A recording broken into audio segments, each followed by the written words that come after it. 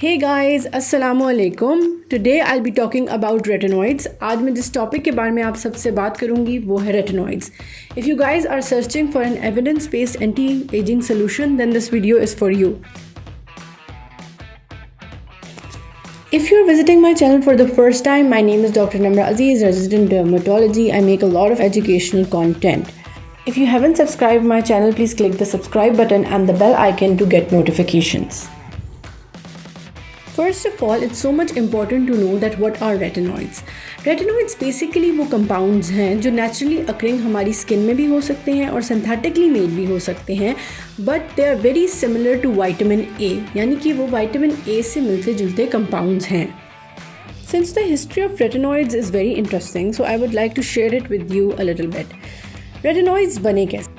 Basically in 90s retinoids were being prescribe for acne, यानी ऐसे लोग जिनको एक्नी थी उनको रेटिनॉइड्स प्रिस्क्राइब किए गए और जब वो अपने डॉक्टर के पास वापस आए फॉर फॉलो अप तो उनकी फाइन लाइंस बहुत ज़्यादा कम हो चुकी थी। इसी बेसिस के ऊपर रेटिनॉइड्स का रोल एंटी एजिंग में एक्सप्लोर हुआ and now we know that they have evidence based anti ageing effects.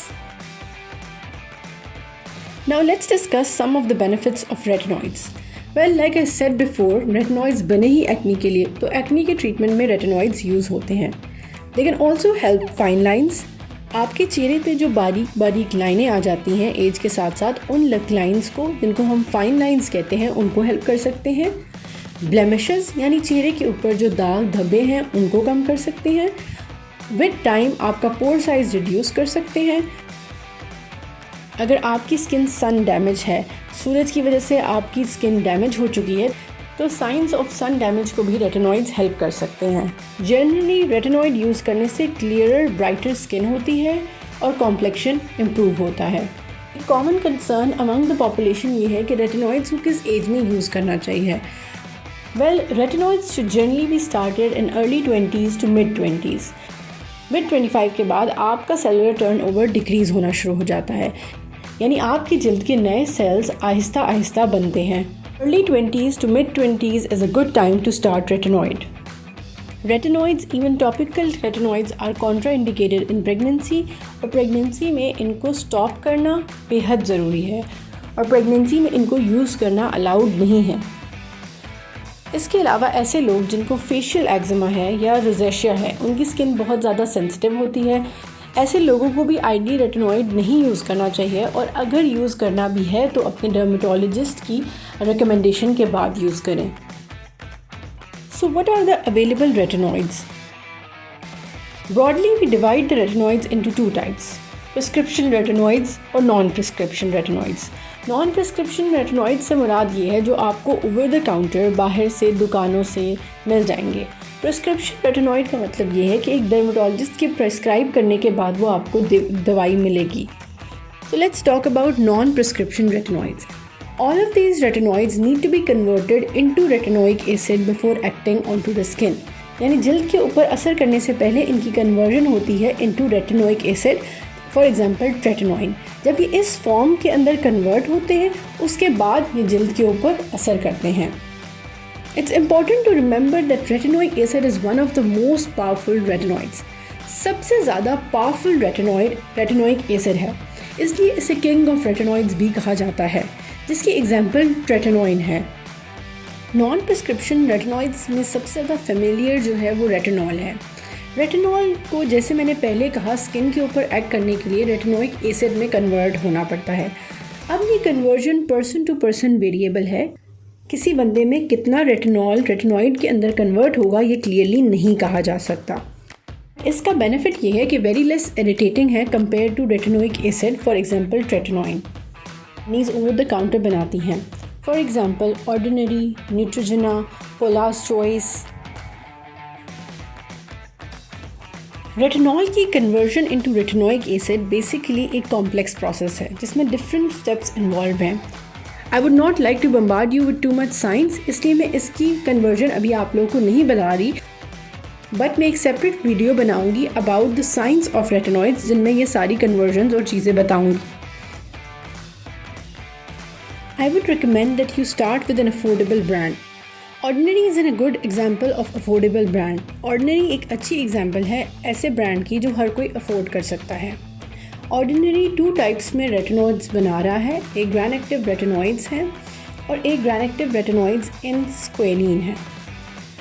Squalane एक ऑयल है जो स्किन को हाइड्रेट करता है। ड्राइनेस एक साइड इफेक्ट है of retinoids, so definitely it will help the dryness. Now let's talk about prescription retinoids. Prescription retinoids should only be advised by a dermatologist. Prescription retinoids आपको खुद नहीं लेने चाहिए बल्कि किसी dermatologist से prescribe करवाने चाहिए अपने लिए, अगर आप skin aging के लिए इनको यूज़ करना चाहते हैं। This is important because आपकी skin को assess करके a dermatologist would decide कि आपको कौन सा retinoid यूज़ करना चाहिए। ये सब इन्फॉर्मेशन आपकी नॉलेज के लिए है ताकि जब भी आप किसी डर्मेटोलॉजिस्ट के पास जाएं तो आपके पास बेसिक इन्फॉर्मेशन हो about topical retinoids. Topical retinoids की 4 जनरेशंस हैं। First generation is tretinoin. Remember when I told you कि it is the king of retinoids, it is one of the most potent retinoid and this is the retinoid जिसकी anti ageing effects proven हैं। Further generations of tretinoin were made ताकि irritancy कम हो जाए। Second generation में isotretinoin आती है, ये आइसोट्रेक्स के नाम से अवेलेबल है। Tretinoin I forgot to mention skin A और रेटिने के नाम से अवेलेबल है। थर्ड जनरेशन इज़ अडैप्लिन, ये अभी कुछ बाहर के कंट्रीज़ में भी ओवर द काउंटर अवेलेबल होना शुरू हो गई है with the name of different. हैं तो ये प्रिस्क्रिप्शन रेटिनॉइड्स, पर हमारे कंट्री में you can get all of them from any pharmacy, but it's not safe to get them. पर ये सेफ़ नहीं है कि आप खुद जाके एक इतनी स्ट्रेंथ का रेटिनॉइड लें without showing your skin to a dermatologist. Fourth generation is tazarotene. This one is paradoxical. जैसे कि मैंने पहले कहा कि बाकी जनरेशन्स ऑफ रेटिनॉइड्स इसलिए बनी थी ताकि इरिटेशन विद रेटिनॉइड्स कम हो। डेज़ारोटीन एक्ने को बहुत ज़्यादा हेल्प करता है लेकिन इसकी इरिटेंसी बहुत ज़्यादा है, even being fourth generation.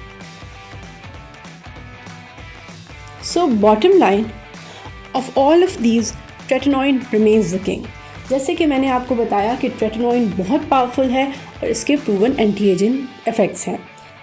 But the thing is कि हम क्यों डायरेक्टली ट्रेटिनॉइन नहीं यूज़ करते, बिकॉज इसकी इरिटेंसी बहुत ज़्यादा है।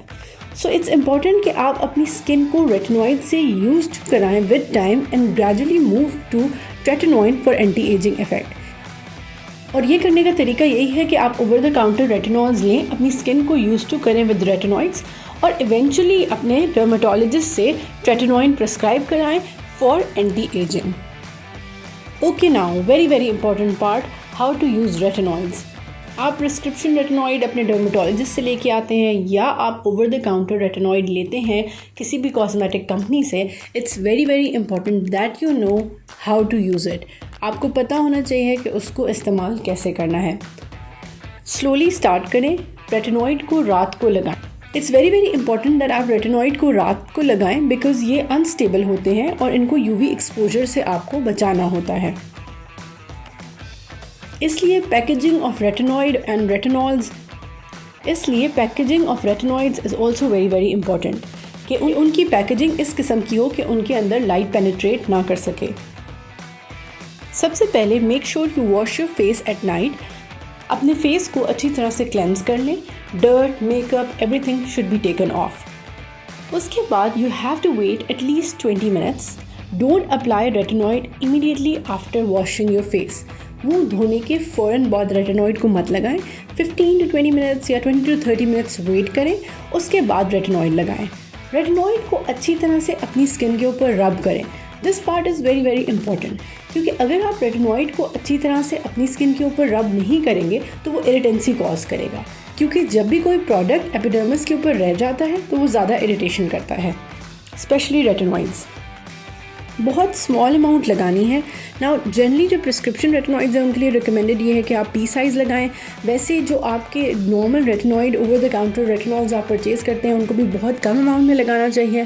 बहुत एक्सेसिव अमाउंट में मत लगाइए, इतना लगाइए जो आपकी फेस और नेक को कवर कर ले। These are certain areas which should be avoided. It's very important that आप रेटिनॉइड को अपनी आईलिड्स पे मत लगाएं। अपने नेज़ोलेबियल फोल्ड के ऊपर ना लगाएं, यानी कि वो फोल्ड्स जो आपके नाक के इर्द गिर्द हैं, यहाँ मैंने पिक्चर में एरोज लगा के दिखाए हुए हैं, अपने लिप्स के कॉर्नर्स के ऊपर मत लगाएं। आईलिड्स इसलिए है क्योंकि यहाँ स्किन बहुत ज़्यादा पतली होती है, इरिटेंसी होने के चांस और स्किन डैमेज होने के चांस ज़्यादा है।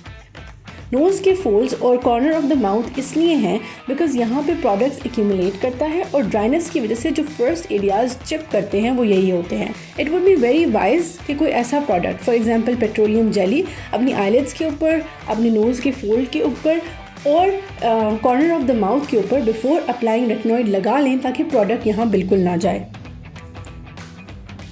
इसके बाद 20 to 30 मिनट्स के बाद आप कोई भी मॉइस्चराइज़र अपनी स्किन के ऊपर लगा सकते हैं। अगर आपकी स्किन सेंसिटिव है तो आप इनिशियली रेटिनॉइड को अपने किसी भी ब्लैंड मॉइस्चराइज़र के अंदर मिक्स कर सकते हैं, यानी कि ऐसा मॉइस्चराइज़र जिसमें किसी किस्म की फ्रेगरेंस एडेड ना हो। It's very important that you understand these steps clearly because generally जब भी रेटिनॉइड्स प्रिस्क्राइब किए जाते हैं लोग इरिटेंसी की कंप्लेन के साथ वापस आ जाते हैं और प्रोडक्ट यूज़र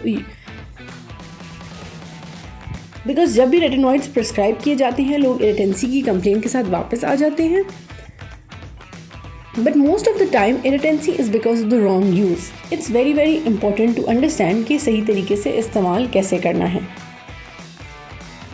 जब भी आप कोई ऐसा प्रोडक्ट यूज़ करें तो सनस्क्रीन साथ यूज़ करें बिकॉज रेटिनॉइड्स स्किन सेंसिटिविटी को इन्हांस करते हैं। Now the most important question is, जिसके लिए सब बेताब रहेंगे, इज़ कि आपको इफ़ेक्ट कब दिखाई देगा। It's very important to be patient. Usually anti ageing effects with retinoids देखने के लिए 6 months to 1 year लगते हैं। So you have to be consistent with it and develop a routine जिससे आप अपनी tolerance towards retinoids increase कर सकें।